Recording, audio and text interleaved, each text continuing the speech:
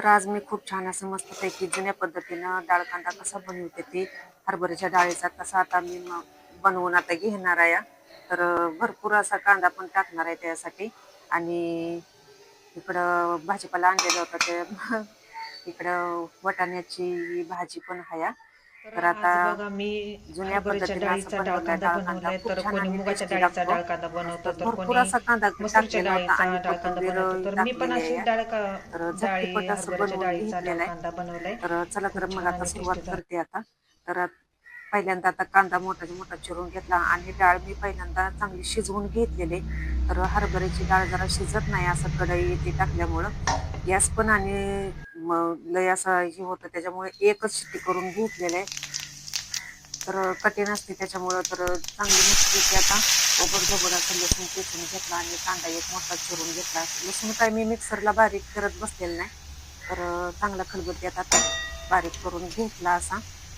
आणि चिकन मसाला पोडी हळद आणि आपली घरगुती चटणी आहे तर टाकून घेतली. आता तेलात चांगला आता मसाला आता खूप छान असा भाजून घेतला कलर येईपर्यंत. आणि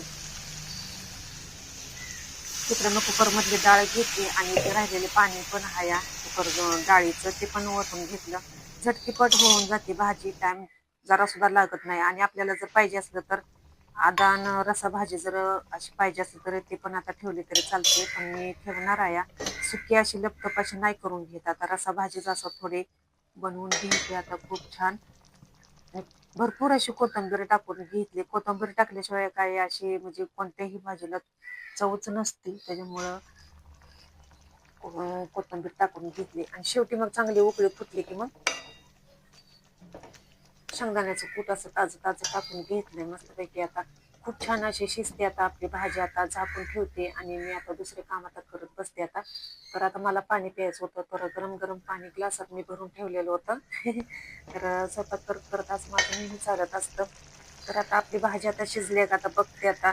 तर निम्मी अर्धी अशी भाजी शिजलेलीच होती आणि आता टाइम नाही लागणार आता. का तर मी कुकरमधनं काढलेली होती एक शिट्टी देऊन, त्याच्यामुळे डाळ कांदा लगेच शिजून निघाला.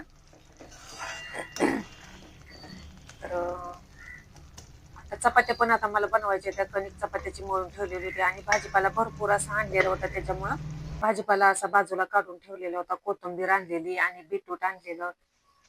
तर आज ताज्या ताज्या कोथिंबीरीच्या पेंड्या पण मिळाल्या मस्तच पैकी आणि स्वस्त पण होत्या, अशा काही महाग नव्हत्या इतक्या.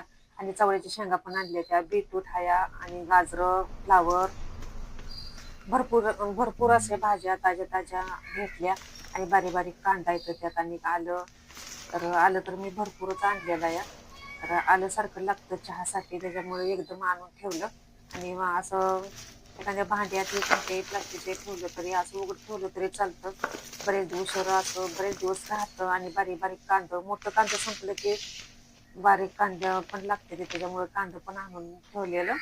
आणि चवळीच्या शेंगा पण आहेत, त्या चवळीच्या शेंगा तर सारख्याच लागते, त्या कवळ्या कवळ्या चवळीच्या शेंगा आहेत त्या. गवारीच्या शेंगाला सुद्धा मागं सारणाऱ्या असल्या चवळीच्या शेंगा आहेत त्याच्यामुळे म्हटलं घ्यावं होत्या चला. तर चवळीची सुकी भाजी पण मला बनवायची होती, त्याला आता बारीक करून घेतलेली खूप छान अशी बनते. तर आता म्हटलं आता करून ठेवावी. आणि त्याच्यासाठी एक कांदा आणि लसूण असा घेतलेला आहे. तर भाज्या निवडत निवडत म्हटलं काहीतरी आता काम करून करावं. तर गरम पाणी पण असं करून घेतलेलं. शेंगदाणा आधीच मी भाजून ठेवलेलं त्याची मला कामं स्वयंपाक डाळ कांदा बनवत बनवती कामं सगळी चालूच होते अशी. आणि भाजीला पण चवळीच्या शेंगाला पण मला लसूण चेचायचं होतं आणि चपात्या पण करून घेतल्या मस्तपैकी.